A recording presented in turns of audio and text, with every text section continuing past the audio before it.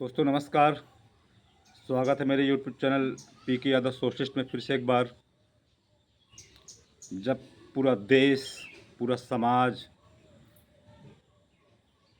तुम्हें, तुम्हारे यार दोस्त या हमें पीछे करने में लग जाएं, उस समय उठ के खड़े होकर सबसे लड़ के आगे निकलने का जो जज्बा होता है उसे जज्बात कहते हैं, उसे मोटिवेशन कहते हैं, उसे हिम्मत, उसे ताकत कहते हैं। ये कर दिखाया हमारे देश से एक युवा नेता राहुल गांधी ने, जिसे बदनाम किया गया, जिसकी मां को गाली दी गई, जिस पर जातिवादी टिप्पणी की गई, जिसको पप्पू घोषित करने में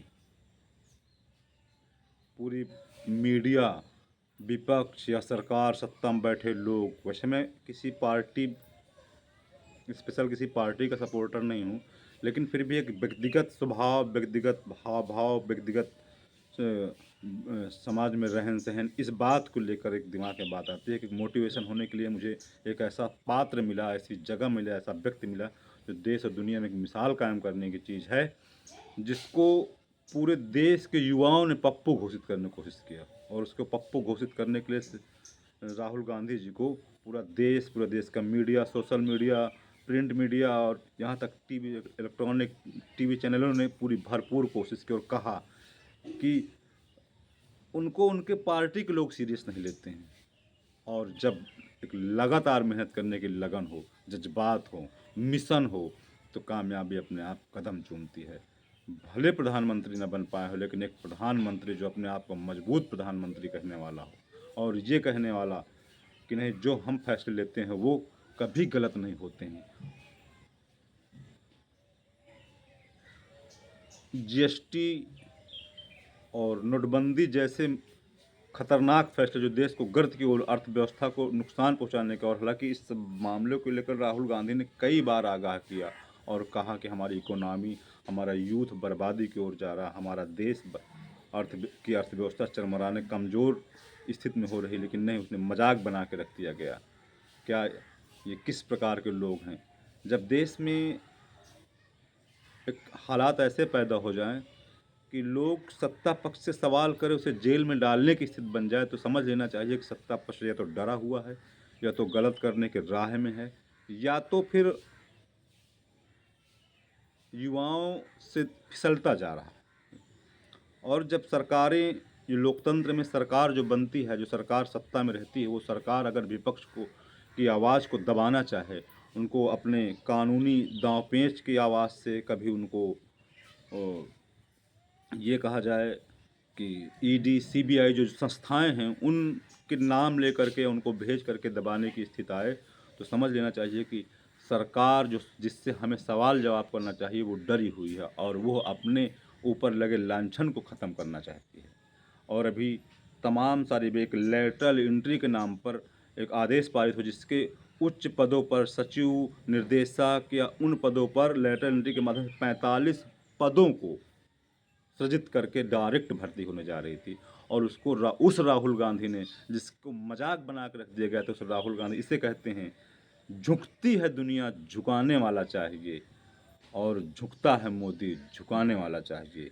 और विपक्ष में बैठ करके ये साबित कर दिया राहुल गांधी या अन्य नेताओं ने, या समाजवादी पार्टी के राष्ट्रीय अध्यक्ष ने, आंदोलन, और ये पीडीए का आंदोलन, आज जो 21 अगस्त को आंदोलन चल रहा है इसके समर्थन में, और जो एससी ओबीसी का आंदोलन, ये साबित कर दिया कि नहीं, सरकार को झुकाने के माजदा हम लोग रखते हैं। ये हमारी ताकत है, ये हमारे लोकतंत्र की, यही है हमारे संविधान की ताकत, यही हमारे संविधान की खूबसूरती कि आंदोलन रोड पे होते रहना चाहिए। इससे सरकारें निरंकुश नहीं होती हैं। अगर आंदोलन बंद हो जाएंगे तो सरकार, सत्ता निरंकुश हो जाएगी। ये लोकतंत्र की असली ताकत, लोकतंत्र का असली खूबसूरती है। इस खूबसूरती को बनाए रखने के लिए हमें विपक्ष में या सत्ता से सवाल करने की, हमें जिसको हमने वोट, लोकतंत्र के माध्यम से जो वोट का हमें अधिकार मिला है, उस वोट का अधिकार का प्रयोग करके जिसको हमने वोट दिया, उससे सवाल जवाब करने का माजदा होना चाहिए। और वो माजदा युवा सांसद और इस समय रायबरेली के सांसद श्री राहुल गांधी जी ने दिखाया, या कन्नौज सांसद श्री अखिलेश यादव जी ने दिखाया कि किसी को जातिगत शब्दों से भी आप बेइज्जत नहीं कर सकते। ये एक खूबसूरती है, ये देश में विपक्ष की मजबूती खूबसूरती है। इस समय जो चल रहा है, एससी का क्रीमी लेयर में ले जाना, सुप्रीम कोर्ट द्वारा दिया जाना, आंदोलन आज 21 अगस्त को भारत बंद का आंदोलन, ओबीसी, दलित, पिछड़ा और एसटी माइनॉरिटी के लोगों ने जो आंदोलन किया, सफल आंदोलन किया। हम सभी लोग, मैं जनरल गरीब लोगों की बात करता हूं कि हमें अपने हक की आवाज़ उठाना चाहिए। उस आवाज़ को उठाने के लिए क्यों ना हमें आंदोलन की राह पकड़नी पड़े, या जो आंदोलन कर रहे हैं उन्हें मानसिक मजबूती देने के लिए, या जो अपनी बात वहाँ रखने जा रहे हैं उनको कम से कम प्रोत्साहित करने के लिए कम से कम इतना तो रखें कि उन्हें हतोत्साहित न करें, ये खूबसूरती बनाए रखें। और जब तक हम अपने हक और अधिकार की लड़ाई नहीं लड़ेंगे तब तक हम आगे ले जाने का, जो व्यक्ति लड़ाई लड़ेगा अपने हक और अधिकार की, जो आगे पंक्ति में खड़ा रहेगा वही तो आगे जाएगा। जो पीछे पंक्ति में खड़ा रहेगा तो जब बचा हुआ समय होगा, बचा हुआ पीछे की लाइन से आगे आने तक टाइम, वो लगे टाइम को तो कम से कम कुछ टाइम लगेगा, तो फिर लोग ये कहना चालू कर देते हैं कि हमें बाद में मिला, हम लोगों ने बाद में समझा। और ये भी लोग इसमें आपस में लड़ाई लगते हैं कि तुम्हारा हक फलाने ने खा लिया, तुम्हारा हक कुर्मी ने खा लिया, तुम्हारा मौर्य का हक यादव ने खा लिया, यादव का हक पासी ने खा लिया, पासी का हक चमार ने खा लिया, जाटव ने खा लिया, या तमाम सारी चीज़ें समाज में उठ के आती हैं। लोधी का हक, लोधी राजपूत का हक मौर्य ने खा लिया। तो इन चीज़ों को लड़ाने का काम कर रही है सत्ता में बैठी सरकार, आंदोलन को दबाने का काम कर रही है।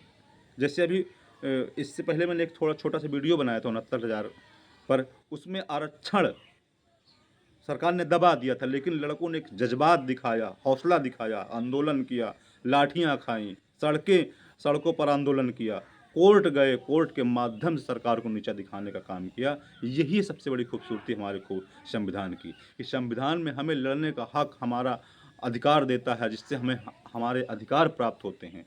और हमें जो हमारी लड़ाई को आगे ले जाता है उसे हतोत्साहित न करें। क्योंकि कुछ लोग समाज में बैठे ये कहना चालू कर देते हैं कि हमें क्या, जो सबका होगा वो हमारा होगा। नहीं, जो व्यक्ति लड़ाई लड़ेगा वही आगे खड़ा होगा, और जो आगे खड़ा होगा उसका सबसे पहले रास्ता और पथ प्रदर्शित होगा, वो आगे पथ में जाएगा। और फिर बाद में पीछे बची हुई चीज़ों पर वह व्यक्ति पीछे रह जाएगा, जिसको ये कहते हुए सुना गया कि जो सबका होगा वो हमारा होगा। नहीं, ऐसा नहीं है। हम उन लोगों में शामिल हो गए जो अपने हक और अधिकार के लिए और अपने समाज के लिए, अपने देश की लड़ाई लड़ते हुए नजर आए थे। एक आपने कहानी सुनी होगी कि एक बार जंगल में आग लग गई थी। एक छोटी चिड़िया, जिससे हम लोग फुदकी भी कुछ लोग कहते हैं, गौरैया भी कहते हैं, इंग्लिश में स्पारो कहते हैं, वो अपने चोंच में पानी लेकर के समुद्र से जंगल में डाल रही थी। और कुछ लोग, कुछ जानवर, जो बड़े जानवर, वो हंसी कर रहे थे और ये कह रहे थे कि तुम्हारे ही करने से क्या होने वाला है। तो उसने कहा, कम से कम मेरा नाम जंगल में आग लग जाने की वजह से उन लोगों में आया कि मैं आग बुझाने वालों में काम शामिल हो जाऊंगी। तो हमें अपने अधिकारों को लड़ाई के लिए आंदोलन में शामिल होना, प्रोत्साहन देना, सहयोग देना, ये उन लोगों में शामिल हो जाएगा कि हमने अपने समाज के लिए कुछ किया। अभी जाग जाना ज़रूरी है।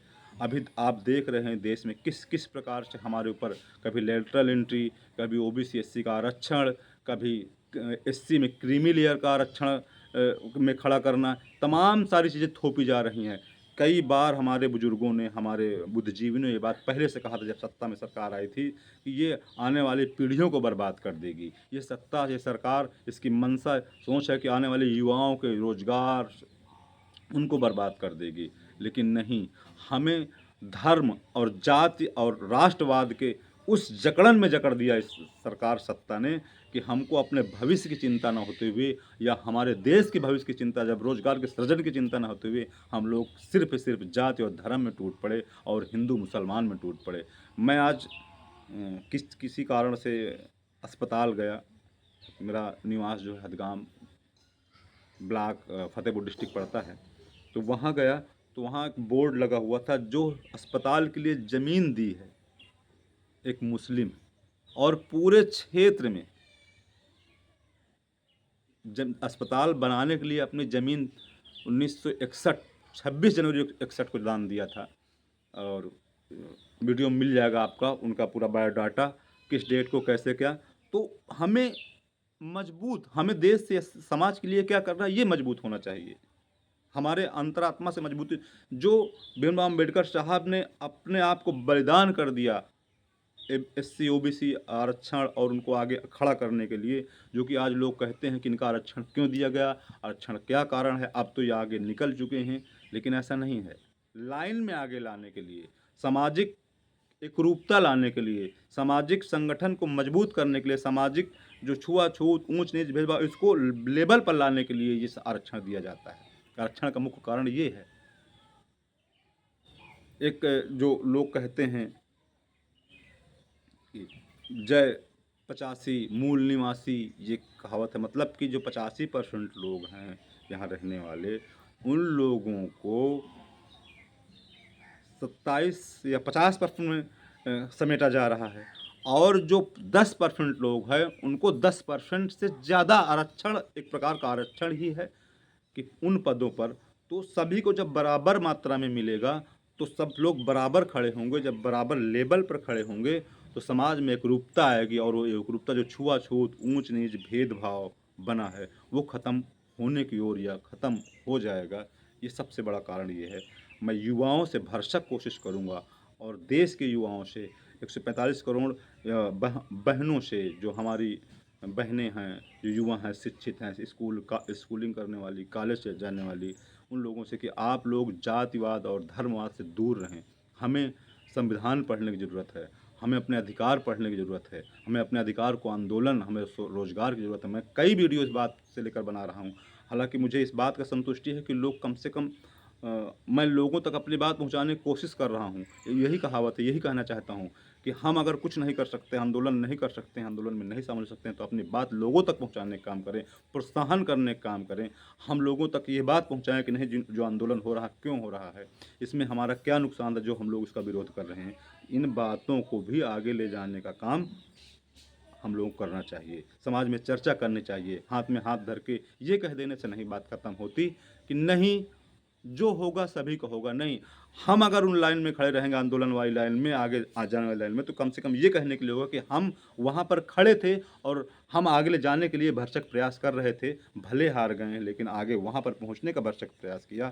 तो ये हमारी लाइन होगी, ये हमारी दिशा होगी। इसलिए मैं अपने सोशल मीडिया या वीडियो के माध्यम से लोगों तक ये बात पहुँचाने का भरसक कोशिश करूँगा। बार बार कोशिश कर रहा हूँ कि लोगों तक ये बात पहुँचे। मैंने एक चीज़ मोटिवेशनल तौर पर देखी कि जो संतों के लोग, जो संत जो बहुत सारे, जैसे आसाराम, जय गुरुदेव और राम रहीम, इनके लोग जिनके भक्त होते हैं, ये लोग तमाम सारे समाज में जाकर बेइज्जत होते हैं, इसके बाद भी अपनी बात कहते हैं। तो मुझे लगता है कि वही क्रिया मुझे करनी चाहिए। अगर मैं 1 लाख लोगों से कहूँ और उसमें से 1 लोग भी मेरी बात सुनने को तैयार हो जाए, तो मुझे लगेगा कि मैंने देश या अपने समाज या अपने एससी ओबीसी भाइयों या युवा वर्ग के लिए कुछ ना कुछ किया। बस इसी के साथ मैं अपनी शब्दों को विराम दूंगा। जय हिंद, जय भारत, जय समाजवाद, जय हिंद।